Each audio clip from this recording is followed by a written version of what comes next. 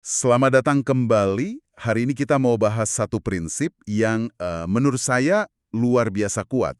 Prinsip ini dari buku Inovasi Jugat, dan ini bisa ngubah total cara Anda melihat masalah.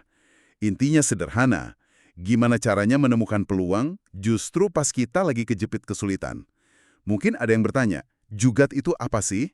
Ini kata dari bahasa Hindi, artinya itu kurang lebih solusi cerdik atau kiat inovatif yang lahirnya tuh dari keterbatasan. Jadi ini bukan soal punya modal banyak atau tim super lengkap. Justru sebaliknya, ini tentang pola pikir yang tangguh, cerdik, pas sumber daya lagi mepet-mepetnya. Dan yang menarik kan pola pikir ini sebetulnya sangat lumrah di negara-negara berkembang. Kenapa?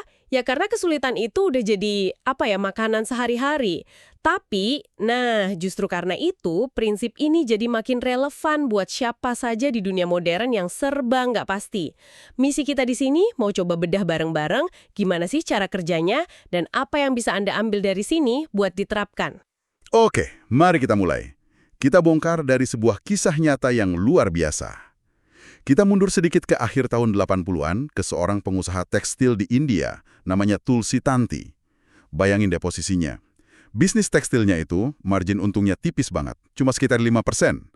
Tapi di saat yang sama, biaya listrik yang mahal dan sering mati nyala itu makan 40-50% dari biaya operasionalnya. Ini kan gila. Masalah kayak gini kalau menimpa pengusaha lain mungkin udah angkat tangan. Nah, disinilah titik krusialnya. Alih-alih ngeluh atau ya sudahlah pasrah aja, Tanti ngelihat masalah ini secara beda. Dia nggak melihatnya sebagai tembok, tapi sebagai sebuah pertanyaan yang butuh jawaban. Fokusnya langsung ganti. Gimana caranya saya dapat listrik yang andal dan terjangkau? Ini langkah pertama yang paling fundamental dari prinsip ini. Tapi saya masih penasaran, dia kan pengusaha tekstil ya, latar belakangnya bukan insinyur, bukan ahli energi. Kok bisa dia tiba-tiba punya keahlian buat mengevaluasi solusi energi yang rumit gitu? Lompatannya kan jauh sekali. Nah, itu dia salah satu mitos tentang inovasi yang diruntuhkan oleh pola pikir Jugaat. Tanti itu nggak perlu jadi insinyur energi angin dari awal. Dia hanya perlu terobsesi dengan masalahnya, yaitu listrik. Dia mulai dari yang dia tahu, cari-cari generator. Tapi nggak ada yang memuaskan. Karena dia tetap terbuka, terus belajar, terus mencari, dia akhirnya nemu solusi di bidang yang sama sekali beda. Kuncinya bukan keahlian di awal, tapi kemauan buat belajar secara obsesif demi nyelesain masalah. Dan akhirnya dia menemukan turbin angin. Awalnya saya pikir ini cuma solusi teknis biasa. Tapi apa yang bikin ini jadi momen aha yang mengubah segalanya buat Tanti? Momen ahanya itu datang pas dia sadar satu hal yang fundamental. Setelah investasi awal yang memang besar buat bangun turbin angin itu, bahan bakarnya, yaitu angin, itu kan benar-benar gratis, nggak terbatas, dan selalu ada. Tiba-tiba, biaya operasionalnya yang tadinya nggak nentu dan tinggi banget, jadi sangat rendah dan bisa diprediksi. Masalah terbesarnya selesai. Dan ini nggak berhenti di situ kan? Maksudnya dia bisa aja pakai solusi ini cuma buat pabrik tekstilnya sendiri. Tepat. Tapi kalau kita lihat gambaran besarnya, Tanti sadar sesuatu yang jauh lebih besar. Dia sadar solusi buat masalah pribadinya ini, kebutuhan energi terjangkau dan stabil, itu masalah jutaan pengusaha lain di India. Bahkan di seluruh dunia. Nah, dari kesadaran inilah lahir Suzlon Energy. Dari solusi buat satu pabrik, tumbuh jadi penyedia solusi energi angin terbesar kelima di dunia. Luar biasa. Kisah ini benar-benar merangkum inti pembahasan kita. Tanti sendiri pernah bilang, perjalanan bernama Suzlon lahir dari salah satu tantangan terbesar yang saya hadapi. Kesulitan yang hampir bikin dia bangkrut, malah jadi fondasi raksasa energi global. Kisah Tanti ini kan luar biasa ya, tapi rasanya kayak satu dari sejuta. Apa ada pola atau metode yang bisa kita pelajari dari para inovator ini? Tentu ada. Buku ini menguraikan setidaknya 3 pendekatan sistematis. Yang pertama itu membingkai ulang tantangan atau reframing. Konsepnya itu jadi alkemis modern. Alkemis zaman dulu kan terobsesi mengubah logam biasa jadi emas. Nah, inovator juga ada melakukan hal serupa secara mental. Mereka ambil kesulitan yang kelihatannya kayak logam rongsokan dan secara mental mengubahnya jadi peluang berharga, jadi emas. Contohnya di dunia korporat yang lebih modern gimana? Contoh bagusnya itu dari O.P. Bhatt waktu dia ngambil alih State Bank of India. Bayangin logam rongsokan yang dia warisi. Bank BUMN raksasa, super birokratis, budayanya lamban. Dan yang paling parah, 200.000 karyawannya itu merasa kayak sekrup kecil di mesin raksasa. Mereka merasa nggak punya suara, nggak berdaya. Ini masalah klasik di banyak perusahaan besar kan? Benar, masalah yang kayaknya mustahil dipecahkan. Terus, gimana Bahat membingkai ulang masalah ini? Nah, di sini kejeniusannya. Dia nggak ngelihat 200.000 karyawannya itu sebagai beban. Sebaiknya, dia membingkainya sebagai potensi kreatif luar biasa besar yang cuma perlu dilepaskan. Perspektifnya langsung berbalik 180 derajat. Dari situ, dia bikin program pelatihan masif, tujuannya bukan mendikte solusi, tapi memberdayakan setiap karyawan buat mulai kreatif menyelesaikan masalah. Oke, itu pendekatan pertama. Pendekatan kedua ini yang menurut saya paling unik. Memanfaatkan keterbatasan. Jadi bukan cuma ngatasin keterbatasan, tapi malah bikin keterbatasan itu kerja buat kita. Contohnya dari seorang pria bernama Kanak Das dan sepedanya di India. Jalanan yang dia lewati tiap hari itu rusak parah, penuh lubang, sampai bikin dia sakit punggung. Tunggu sebentar. Jadi lubang di jalan malah bikin dia lebih cepat. Itu kedengarannya agak melawan hukum fisika ya. Gimana persisnya alat itu kerja? Apa beneran efektif? Secara teknis, ini brilian dalam kesederhanaannya. Bayangin ada peredam kejut di garpu depan sepedanya. Pas roda depan jatuh ke lubang, peredam kejutnya kan nekan. Nah, gerakan menekan itu lewat tuas dan roda gigi sederhana, narik rantai yang nyambung ke roda belakang. Jadinya ngasih dorongan ekstra ke depan.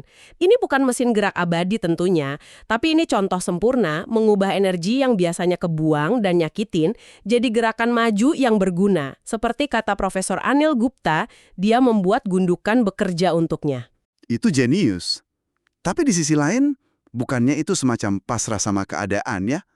Maksud saya, solusi idealnya kan pemerintah perbaiki jalannya, bukan warganya bikin sepeda anti lubang. Anda benar sekali, dan itu kritik yang sangat valid terhadap filosofi Jugat. Jugat itu bukan pengganti perbaikan sistemik, tentu bukan. Tapi dalam realitas di mana perbaikan dari atas itu mungkin nggak akan datang dalam waktu dekat, Jugat itu soal agensi, soal mengambil kembali kendali dan menolak jadi korban keadaan. Ini solusi bottom up saat solusi top down gagal. Oke, itu penjelasan yang penting. Lalu pendekatan ketiga, beradaptasi dan berimprovisasi terus-menerus. Di sini ada kisah Enrique Gomez Junco di Meksiko. Betul, Junco punya mimpi besar buat bisnis energi suryanya. Awalnya, dia coba jual panel surya langsung ke hotel-hotel. Tapi, gagal total. Kenapa? Hotel nggak mau keluar modal besar di muka buat teknologi yang belum terbukti buat mereka. Oke, masuk akal. Terus dia coba model bagi hasil penghematan energi. Harusnya ini berhasil kan? Gagal lagi. Kali ini masalahnya skeptisisme. Manajer hotelnya nanya, gimana kalau teknologimu nggak berfungsi sebagus janjimu? Nanti penghematannya nggak ada, kami rugi waktu. Mereka takut resikonya. Nah, di sini Junco bisa aja nyerah kan? Nyalain pelanggan kan? Tapi dia nggak nyerah. Disinilah titik baliknya.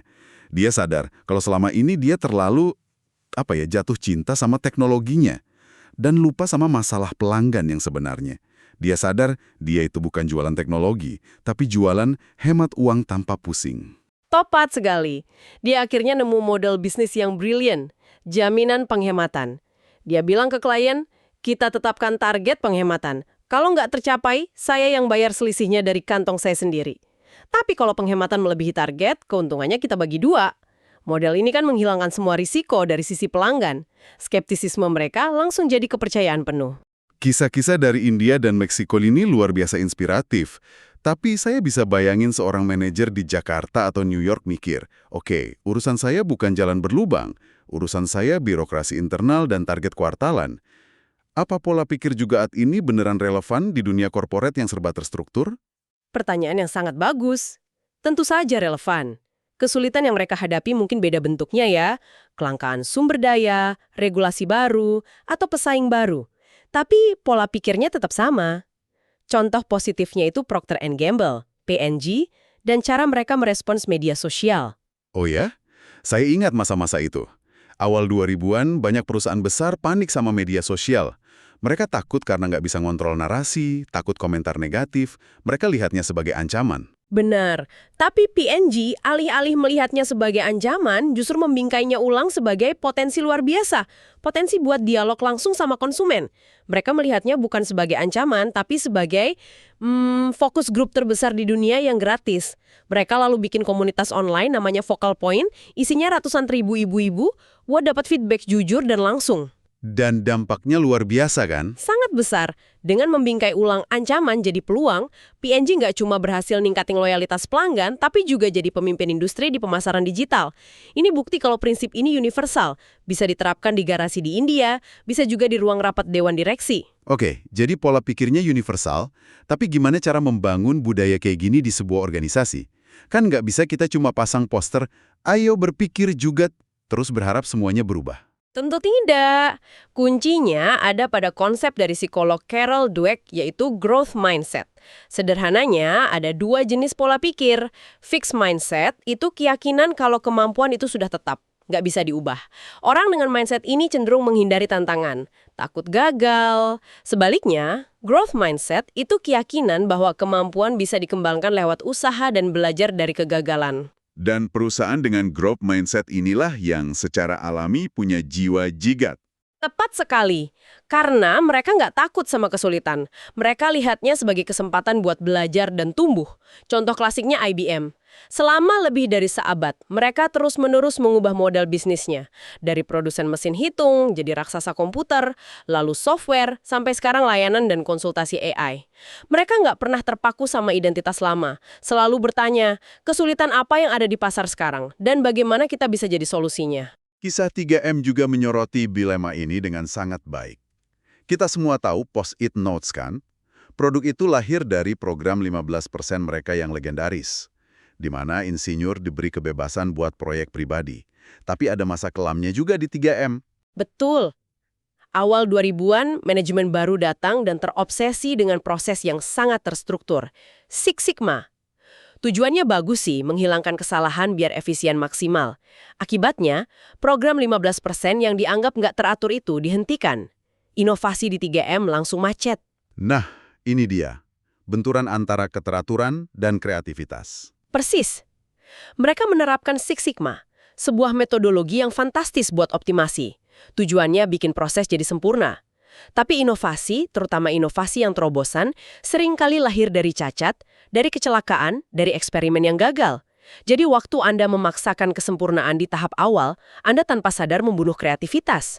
Lalu bagaimana 3M keluar dari masalah itu? CEO berikutnya, George Buckley, menyadari kesalahan fatal ini. Dia bilang, dan ini kutipan yang kuat sekali, penemuan pada dasarnya adalah proses yang tidak teratur. Anda nggak bisa menjadwalkan 3 ide bagus hari Rabu dan 2 hari Jumat, kan? Dia pun menghidupkan kembali budaya jugat di 3M, termasuk program 15% itu, karena dia paham inovasi butuh kebebasan dan ruang untuk gagal. Jadi, kalau kita tarik benang merahnya, ide utamanya adalah kesulitan itu bukan titik akhir. Justru sebaliknya, kesulitan itu titik awal yang paling subur buat inovasi. Mau itu jalanan berlubang, birokrasi kaku, atau teknologi baru yang mengancam. Selalu ada peluang tersembunyi kalau kita berani mengubah cara pandang. Saat Anda menutup pembahasan kita hari ini, coba pikirkan ini. Apa kesulitan atau keterbatasan terbesar yang sedang Anda hadapi saat ini? Baik di pekerjaan maupun kehidupan pribadi. Alih-alih melihatnya sebagai dinding yang kokoh, bagaimana jika Anda bisa membingkainya ulang sebagai sebuah pertanyaan yang menarik? Peluang apa yang mungkin tersembunyi di dalamnya yang belum pernah Anda pertimbangkan sebelumnya? Terima kasih telah menyimak.